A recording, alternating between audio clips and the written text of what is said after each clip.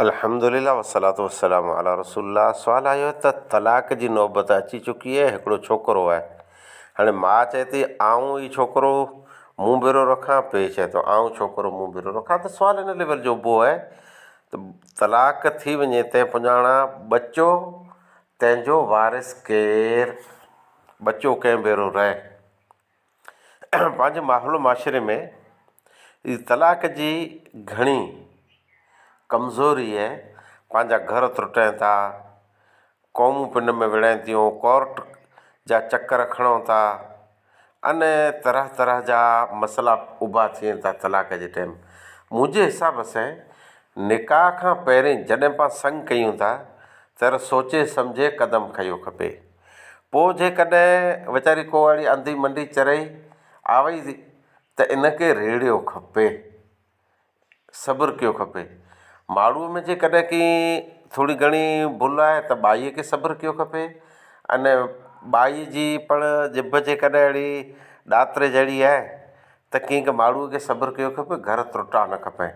पण सफ़ा जे नाफ़रमान होए त पोइ शरीयत ई रजा ॾिने तव्हां पाण सम्झायो खपे, पूरा जेको तलाक जा स्टेप आहिनि ई पूरा कया खपे, तंहिं पुॼाणा न सरंदे तलाक आहे। हाणे तलाक में पुठियां ॿिया जेके मसइला पैदा थियनि था, उन मां हिकिड़ो बचे जो मसइलो रहियो, बचो कंहिं भेरो। त बचो जेको रहियो ई तलाक पुठियां पण माउ जो आहे, वारिस थींदो जाइदाद मां, पीउ जो थींदो। इन जी माउ रही भले ॿिए जो मतिलबु ॿई निकाह कयं की न कयं, पण इन जे पीउ जी निकाह मां त्रुटी वई आहे, पण वारिस जाइदाद मां माउ जो थींदो। अने पीउ जे तलाक ॾिने इन जे बावजूदि इन जो ई पीउ जाइदाद मां वारिस थींदो। ई हिकिड़ो ई पोइ जी ॻाल्हि आहे। तंहिं सवाइ असुलु सुवालु ई रहियो त हाणे ई कंहिं भेरो वेंदो। पंहिंजे मुल्क जो जेको क़ाइदो कानून आहे इन प्रमाणे बचे खे इख़्तियार ॾिने में अची वेंदो कोर्ट में, जे तूं कंहिं भेरो वञे थो। त बचो जेको रहियो इन जी फितरत माउ आहे, अने बचो ख़ासि करे माउ ॾांहुं जुम कंदो, माउ भोग वधारे ॾिए थी। क़ाइदो कानून पंहिंजो ईअं चए थो।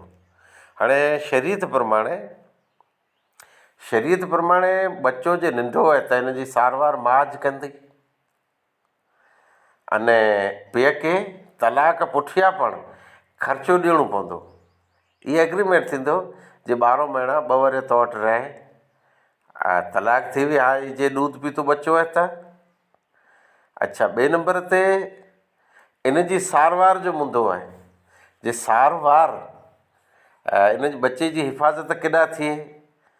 पहिरीं नंढो बचो आहे, हिनखे संभालणो, मिड़ई हिन जी साफ़ सफ़ाई करणी, हिन जे बचे खे ख़बर न आहे जी मुंहिंजे माउ पीउ जो पिंड में हिकिड़ो प्रॉब्लम आहे, पण हू बचो वेठो तव्हां पण माउ ॾांहुं वेंदो, से टेम्पररी।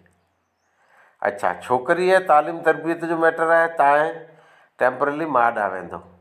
पण ले दे कर फिरी बच्चो छोकिरी आहे की छोकिरो, संपूर्ण जवाबदारी इन जे पीउ जी आहे। ई पीउ ॾांहुं फिरी वेंदो खरो, फिरी वेंदो खरो पीउ ॾांहुं।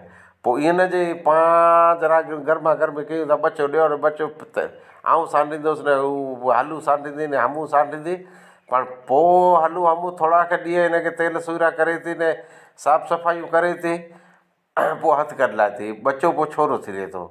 अने माहौल माशरे में हिनखे हिन जा हक़ नथा मिले, त थोरो टाइम माउ वटि रहे, सफ़ा नंढो आहे त। अने जे सुध वारो आहे सम्झ ई माउ ॾांहुं ॿर कंदो, तव्हां ई रहंदो पीउ भेरो। आटो फेरो माउ वटि अचे जो छूट, ले दे कर सॼो नतीजो ई आहे त ई छोकिरो अथवा छोकिरी माउ पीउ वटि अचु वञु कंदो, पण थींदो पीउ जो, पीउ ॾांहुं वेंदो, राशन कार्ड में पीउ ॾांहुं वेंदो।